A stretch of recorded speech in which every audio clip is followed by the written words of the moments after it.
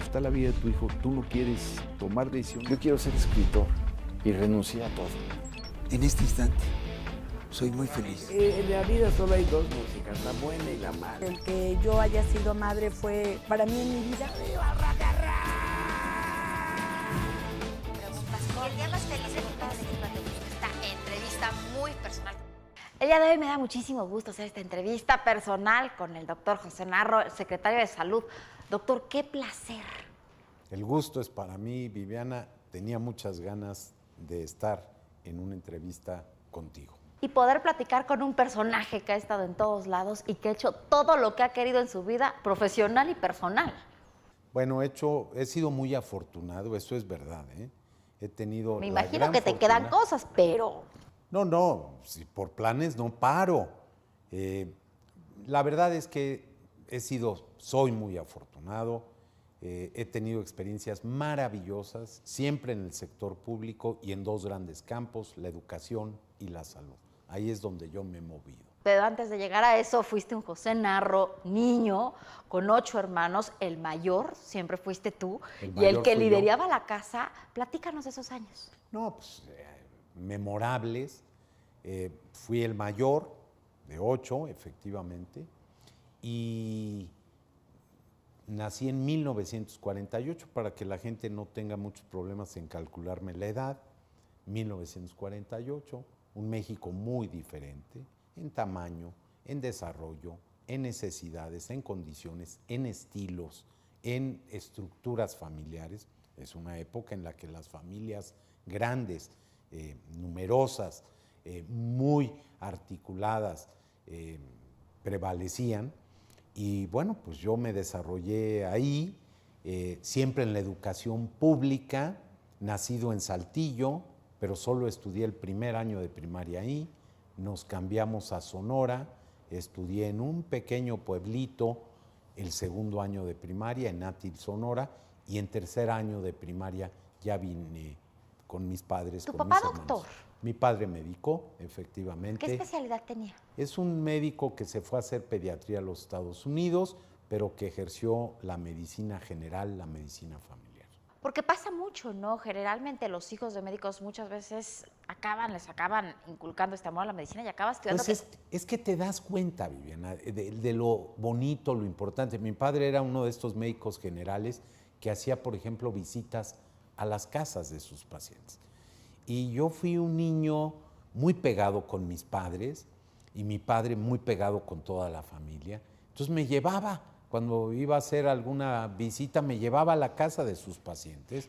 Y yo veía cómo lo querían, cómo lo atendían, cómo me daban a mí un dulce, un refresco, un vaso de leche, en fin, cómo nos atendían, cómo lo querían, cómo lo respetaban. Y yo dije, pues debe ser importante lo que hace mi padre.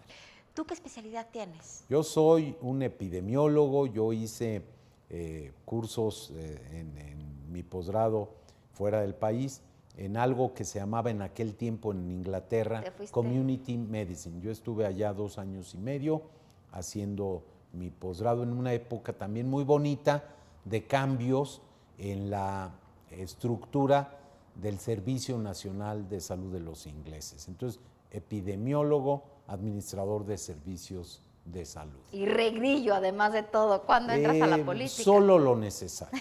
O sea, en la vida, y más en la vida, por ejemplo, de un médico que le gusta el tema poblacional, que le gusta el tema de la medicina social, que le gusta el tema de la epidemiología, ayuda a tener comprensión de los asuntos y los temas políticos, que por otro lado son, en mi perspectiva, algo realmente muy importante. La política es una de las expresiones genuinamente humana. La virtud de la medicina poblacional, de la epidemiología, de la salud pública, de este campo en el que yo me desarrollo, es que se ven los grandes asuntos, los grandes temas, y se tratan de poner o de dar respuestas, de organizar servicios y programas para el conjunto de la población. Pues te ha tocado poderlo aplicar, estuviste en el Seguro Social, no es la primera vez que estás en esta secretaría. La tercera vez. Sí, has estado muchas veces en esta secretaría, te ha tocado coordinar muchísimos temas de salud. Sí, gracias por recordarlo.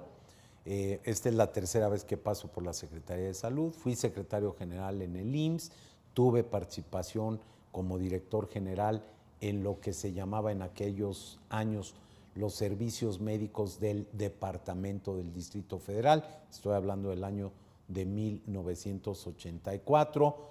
Tuve trabajo con el ISSSTE, entonces conozco el sector, soy un profesional, soy un trabajador de la salud, muy orgulloso de lo que mi gremio y el conjunto de los trabajadores de la salud ha hecho por este país. ¿Y te han tocado puestos estratégicos en la política en tiempos de muchísimo cambio? Me imagino el 94, en esta Secretaría de Gobernación, entrando al Tratado de Libre Comercio, se desata el problema con la guerrilla en Chiapas, con el EZLN.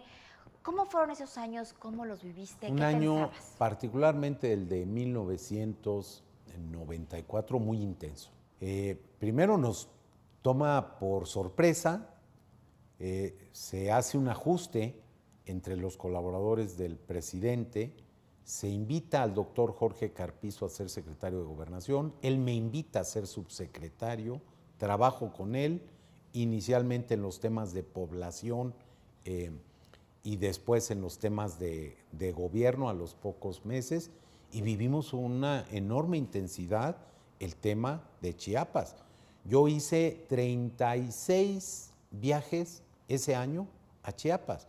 Yo era el secretario de una comisión, el secretario técnico de una comisión de amnistía. No pudimos darle amnistía a nadie. Yo visité a las personas detenidas. Yo estuve ahí en algunas de las negociaciones con los actores sociales. Yo aprendí muchísimo, pero fue muy intenso, fue muy duro. Para mí fue descubrir una parte del México que yo no conocía. Pero ese año, Viviana, tuvimos el asesinato de un candidato a la presidencia, de Luis Donaldo Colosio. El asesinato de un político mexicano extraordinario, José Francisco Ruiz Massieu. Ese año tuvimos efectos de grupos criminales que secuestraban a personajes importantes del sector financiero, del sector privado. Ese año tuvimos elecciones, ese año tuvimos cambio de gobierno. 1994 fue un año que yo particularmente en la Secretaría de Gobernación aprendí a conocer más a México y a vivir muy intensamente sus problemas, pero también a no perder el ánimo y la convicción. Y años después te toca también otro acontecimiento que también sin duda hay un antes y un después, que fue esta huelga larguísima en la universidad. Si bien no estabas de rector, sí estabas tras bambalinas y sí figuraste y fuiste una figura clave para poder negociar. Bueno, yo acompañé al doctor Juan Ramón de la Fuente, que fue el rector que sustituye al doctor Barnés. A mí me tocó llegar con el doctor Juan Ramón de la Fuente y yo mantengo una gran relación con el doctor Barnés en aquellos tiempos y ahora, pero sí fue un año también muy difícil, ahora muy también intenso. Desde el punto personal, 2000. ¿cómo vives tú esta huelga? ¿Cómo ves tu universidad tomada? ¿Cómo le haces para poder consensuar con todos los distintos grupos? Fue muy difícil, dramático ver la división, de verdad lo lastimado del tejido universitario, diferencias incluso entre amigos, entre grupos de investigadores, de académicos, entre familiares que tenían perspectivas entre los propios distintos, entre los directivos, sin duda alguna.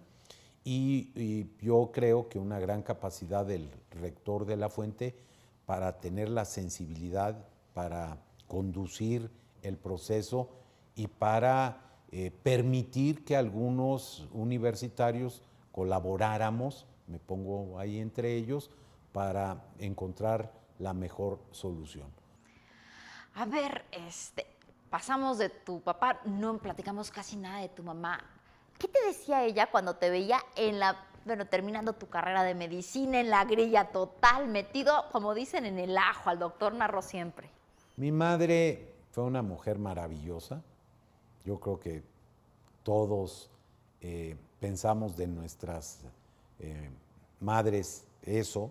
La mía, en ese caso, no es la excepción, una gran dama, una gran señora, una mujer muy comprometida con su esposo, un amor extraordinario. Y un ¿Cuántos gran años amor. duraron casados? Pues duraron, digamos que toda la vida. Mis papás se casaron muy jóvenes, cosa que no se recomienda, no debe suceder, hay que esperar el momento, pero bueno, ellos se casaron muy, muy jóvenes y vivieron juntos, casados, prácticamente 60 años, más de 60 años vivieron ellos casados. Fue realmente maravilloso ese matrimonio, un amor extraordinario de principio a fin. Cuando mi madre murió, a los 3 meses, mi padre decidió, y no fue porque se quitara la vida, pero yo estoy convencido que a veces la mente, el espíritu, la convicción personal llega a tener una influencia en la biología y mi padre Eso decidió. pasa mucho. A ver, tú como médico explícamelo. No puedo explicarlo porque no lo conozco, pero lo que sí puedo decir es describirlo y decir sí existe. Hay un punto en el que las personas dicen, seguramente la depresión contribuye, seguramente los padecimientos que tienes incubándote se expresan de otra manera y seguramente llega un punto en el que uno dice, ya viví, ya gocé, disfruté, ya no tengo mucho que hacer aquí.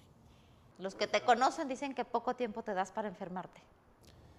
He sido un hombre fundamentalmente sano, me gusta mucho el trabajo, disfruto mucho la vida familiar también, no la tengo tan intensa como a veces uno quisiera. En algún lugar leí que tú decías que no habías sido equilibrado, que le habías dedicado mucho más tiempo al trabajo que a tu familia. Sí. Bueno, eso espero que no se lo preguntes un día a mis hijos o a mi esposa, o en fin, pero sí he sido muy, muy desbalanceado. Yo no lo estoy diciendo como que es un ejemplo.